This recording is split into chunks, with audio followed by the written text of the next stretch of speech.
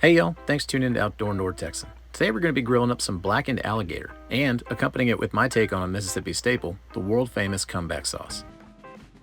Now gator meat gets a bad rap as being only fit for frying, and I'm here to tell you that's simply not true. Alligator meat, when cooked right, is a fantastic, mild and juicy white meat that makes for an excellent canvas to reflect whatever herbs and sauce you throw down with it.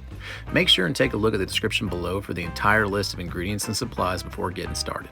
Then, head down to the swamp or your specialty butcher shop, grab some gator, and let's get to cooking.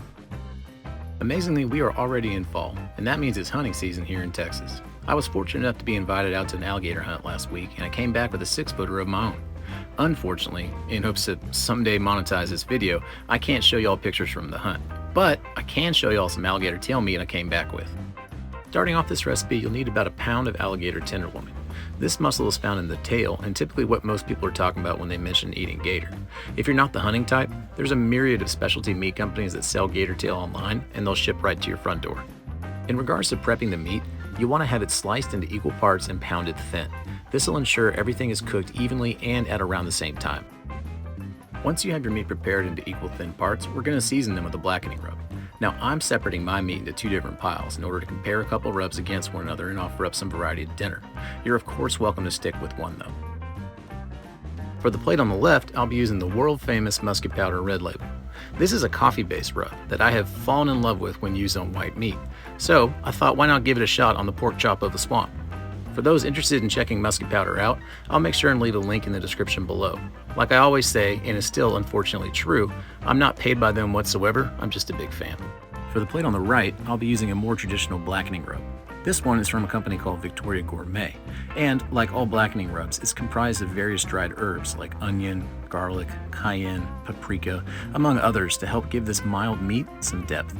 There's actually plenty of rubs on the market that can work for this application, but a big word of warning here is to make sure that whatever you end up using is not heavy with salt because we really want to pile the seasoning on.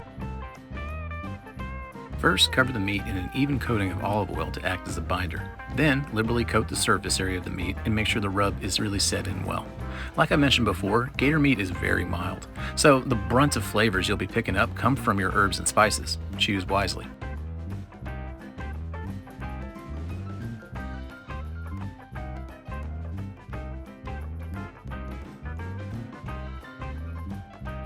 Set the meat back in the fridge for a minimum of 30 minutes to let everything soak in well. While it sets, we can now move on to building our dipping sauce.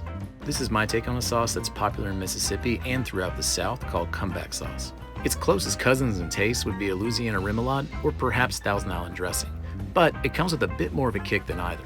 It's fantastic on fried seafood, and since gator is the fish pig of the swamp, it really works well in this application. Start out with a mixing bowl and about a half cup of mayonnaise, Duke's if you have it. Then add 2 tablespoons of ketchup,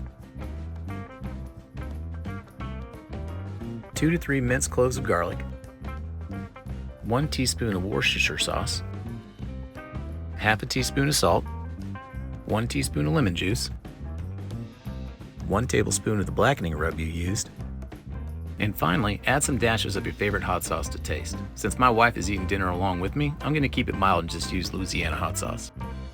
Then mix everything well. Make sure to taste the sauce and adjust to your liking.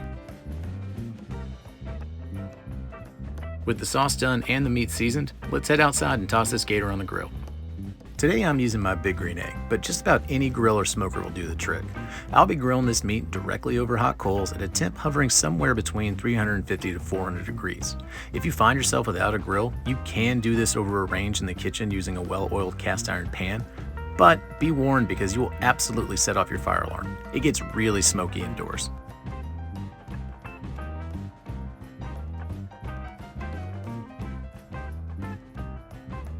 Grill times of course vary depending on temp and if there's a ton of flames, but generally speaking it shouldn't take longer than 5 to 10 minutes to finish. We're aiming for an internal temp of about 160 to 165 degrees, and I would strongly urge using a thermometer to test your doneness. Gator meat is very inconsistent since there's varying thickness and sinew lines throughout, so it's best to confirm each piece is at a correct temp before taking them off. Using my setup with very little flame, we started hitting internal temp right at the 10-minute mark. So I then piled everything up and headed back to the kitchen to plate. Once they're off the grill and the sauce is ready for dipping, you're pretty much done. Blackened Gator makes for a standout dish at parties that'll keep people remembering you for plenty of time afterwards. Also, pair this with a salad or some other side, and you've got yourself a pretty fancy backwoods date night for you and your little queen of the swamp. Trying the Blackening Rub side first, you can really taste the underlying herbs, especially the paprika and the cayenne. Also, that comeback sauce is a perfect match for the gator. Now going over to the musket powder side, I was actually really blown away by how the sugar in the rub caramelized. It gave the meat this latent sweetness that worked really well with the spicier herbs of the comeback sauce. Both were big winners in my book, but if I had to pick, I'd say the musket powder side won, as I really liked that burnt sugar and coffee note.